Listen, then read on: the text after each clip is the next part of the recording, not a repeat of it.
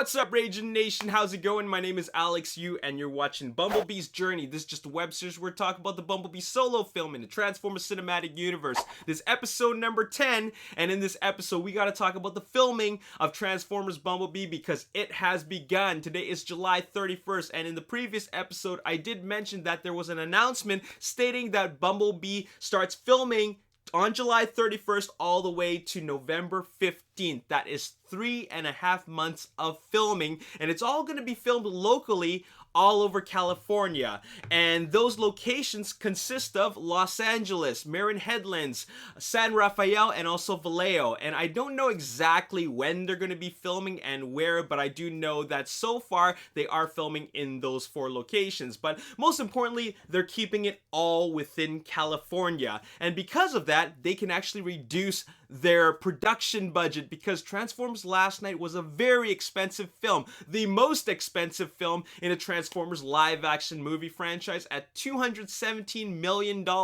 Transformers Bumblebee will be made for only a third of that, $70 million.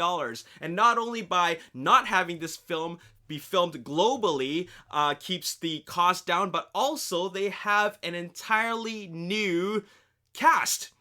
Whole bunch of young cast members. A lot of them are small-time actors, ones that I've never even heard of, but the fact is that they have a whole bunch of new cast members, and I think I'm kind of looking forward to that, mainly because with new cast members, we're not going to see a lot of the same same things that we've seen before from Mark Wahlberg's Cade Yeager, or Shia LaBeouf's Sam Witwicky, or Stanley Tucci's Joshua Joyce, or even Sector 7's I hit this thing.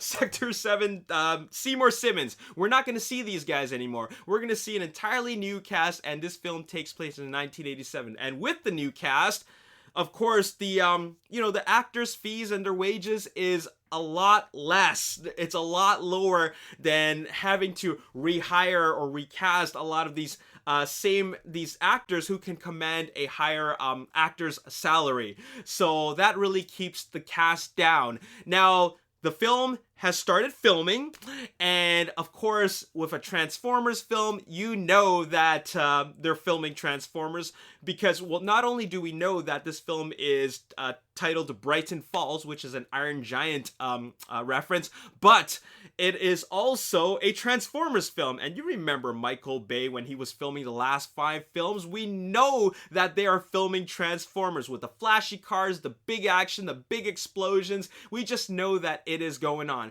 Now, with Travis Knight's Transformers Bumblebee, they're probably going to keep it a little bit more subtle. Not the big explosions, maybe a little bit smaller than that at $70 million, but we still know that they will be filming a Transformers film. So it won't be that hard to spot. Another way you can keep track of the filming is by following the actors on social media. Of course, there's Haley Steinfeld and also a young actor, Jason Drucker, who actually posted today on his Instagram, and here's what he said: looking forward to a great day on set, Bumblebee movie, work, Transformers. If you had the power to make someone happy, do it. The world needs more of that. Kindness rules, rock, love, free to love. I love the positivity, and we see a photo of Jason Drucker standing, and I'm really not sure what kind of location this is.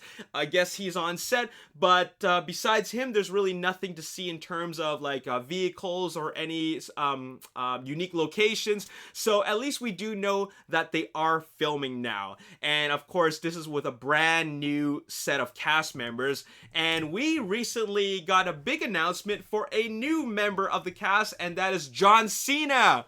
We got John Cena joining Transformers spin-off Bumblebee, according to The Hollywood Reporter, and this is official news, and this is a pretty big deal. Apparently, he plays a lead role. John Cena has nabbed a lead role in Transformers spin-off Bumblebee, and I'm going to read you this other headline here. Haley Steinfeld is starring in the film, which Paramount will release on December 21st, 2018. Wait a minute, they just said December 21st, 2018. What is going on there? I thought they were supposed to release it on June 8th, 2018. Well, it looks like that they're delaying it. And I think this is a knee-jerk reaction. And it's mainly because Transformers Last Night did extremely poor. At the box office, they did extremely poor, especially at the domestic box office at only 128 or 129 million dollars. It's off the top 10 box office right now, and it's gonna stop making money domestically just because Transformers: The Last Night is quite irrelevant at this point in time, especially when there's so much greater competition out there. There's a lot of great movies coming out, or rather that are out this summer, that are still in theaters. For example, War for the Planet of the Apes, Spider-Man Homecoming, Dunkirk. So you know what? There's just a lot of competition that Transformers Last Night faces, and because of that, there's just a lot of other options for theater goers. So they know this. Paramount knows this, and I think that if you looked at the calendar for next summer's blockbuster release dates, oh man, you would move the date as well. So I feel that Paramount does not want their film to be hidden, or rather shrouded, by a whole bunch of big releases. So therefore, they're going to move their film to December. They're going to try something new. It's a new strategy to bring it into December. The only film they're going to be competing with is Aquaman. Now, Aquaman is a pretty big deal. It's a pretty big film under a pretty big brand. Of course, that's DC Films and the DC Extended Universe.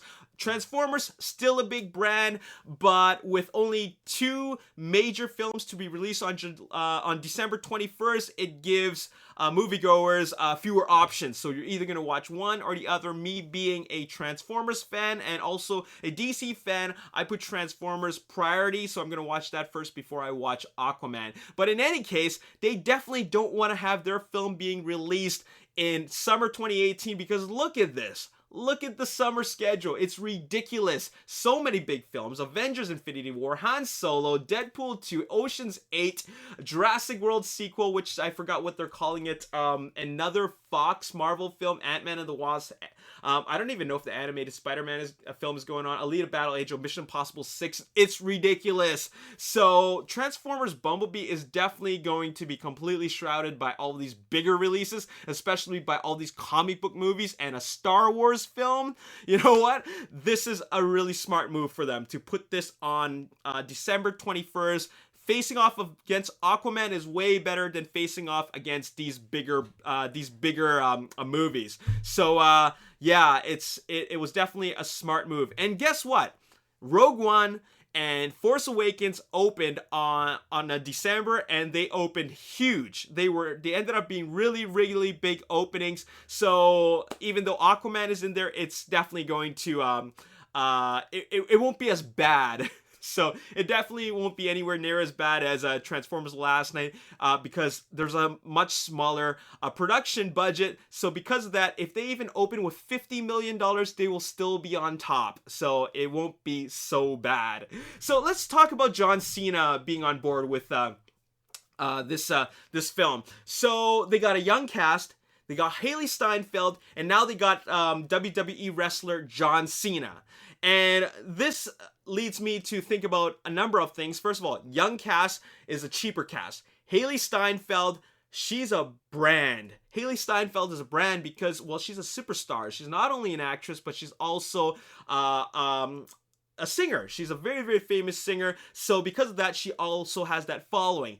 John Cena also has that following. Of course, he's nowhere near as big as The Rock, but he's still famous, especially not only to wrestling fans, but on the internet. You always see him on the internet, and because of that, he has that following. But he is still not an actor that costs like $20 or $25 million per film. He doesn't control that kind of salary. I would be surprised if he even gets $5 million. You know what I'm saying? Because he's really just not that big in movies. So that really helps keeps the production cost down, but at the same time, we still have brands. Haley Steinfeld is a brand.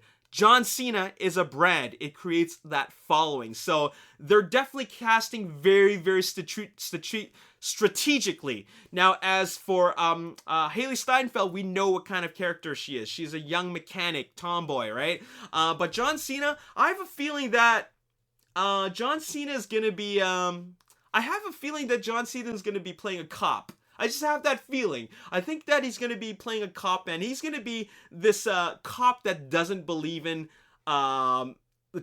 Transformers exist. Haley Steinfeld is probably going to go up to the police station and say, hey, I need to speak to a police officer. Something wrong with my car. It got stolen or whatever. It just disappeared or something like that. And then he's going to be the one that doesn't believe her. At least that's what I'm thinking. It makes sense, and I can totally picture him in a police officer's uniform and just playing that role of the typical cop that doesn't believe what is actually out there. Because whatever Haley Steinfeld's character is saying, sounds completely far-fetched. It's a cliche type of thing, but I find that it works, and it's totally plausible. Anyways, in this Hollywood Reporter article, it actually reveals the plot of the film. Here we go. The story is set in the year 1987, so not 1985, not 1984, 1987, where Bumblebee finds refuge in a junkyard in a small California beach town. Charlie Steinfeld, on the cusp of turning 18 and trying to find her place in the world, discovers Bumblebee, battle-scarred and broken. When Charlie returns, this is no ordinary yellow VW bug. So that is our confirmation right there that Bumblebee is going to be a yellow VW bug. This is awesome. And I think that they're on the right track. 1987, VW bug, and just having a brand new cast member, and I like where this is going. And I think it's the right direction because Transformers Last Night set it up for the right direction. Now, not only am I interested in the fact that, or excited about the fact that it's Bumblebee's going to be a yellow VW bug, but based on this synopsis, we're following a pretty standard formula here. I mean, it's kind of like Sam Witwicky discovering Bumblebee, or Cade Yeager discovering a battle-damaged evasion mode Optimus Prime. It's kind of like a blend of the two together, and I like it. It works because at some point in time, in a Transformers story, like a standalone Transformers story, a human has to discover a Transformer. That's the whole concept of robots in disguise. So it works. I'm looking forward to it. They're following the same formula, and well, Transformers was a huge success. Age of Extinction was also a huge financial success. They're going to keep on going with that. They're just changing up the strategy by releasing it in December and also having a brand new cast, and I think this is definitely the right direction by having it take place in the 80s and giving the fans what they want by giving Bumblebee his original alt mode. So that is awesome. So I'm really, really excited about that. Anyways, there's really not much more for me to say here, except that I'm excited. I'm really, really excited. This is a film that's definitely going to be unique compared to the last 5 films. And I think it's going to carry that same kind of charm that the first one had. So that's definitely going to please a lot of the fans of the original film. Anyways, that's all I got to say in this episode. Keep on following the actors on social media because they have started filming. So you're going to start seeing updates. This is the time to be excited once again. Transformers has started filming. So it is time to get pumped for this film and then be disappointed. No, I'm just kidding. I'm just kidding about that. I'm pumped. I'm excited. I can't wait to watch this film, and I can't wait to see who's really in this film. So let's if you have any news, send it to me, and I'll give you a shout out for the news credit, and we'll go from there. Anyways, as always, if you enjoyed this video and you want to see more, make sure you hit that like button, subscribe to the YouTube channel, like me on Facebook, The Ragin Nation, also follow me on Twitter, Ragin Nation. My name is Alex Yu. Thanks for watching. I'll see you next time. Peace. Oh, it's this one. Nice. All right. Holy cow. Pretty sweet ride. All right, let's load up.